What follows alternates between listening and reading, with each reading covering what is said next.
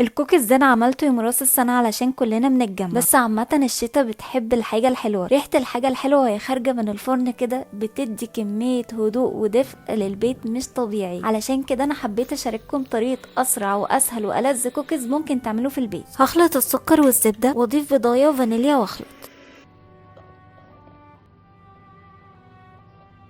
وبعدين الدقيق مع البيكنج باودر. احنا مش بنعجن الكوكيز، مجرد ما الكونات بتتجانس مع بعض بنلم العجينه بايدينا ونحطها 5 دقايق ترتاح في التلاجة. الوصفه دي بزبده وسمنه نباتي، بس لو هتعملوها بزبده بلدي فلازم تضيفوا معلقه كبيره نشا ونص معلقه دقيق علشان تمتص الحليب اللي فيها. نفردها وندخلها 5 دقايق في التلاجة وهنطلعها علشان تتقطع. لما اجي اسوي الكوكيز بسخن الفرن وادخله لمده 7 دقايق بالظبط واخرجه.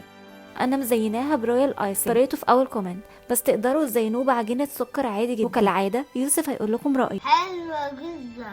وبكده احنا خلصنا. السلام عليكم.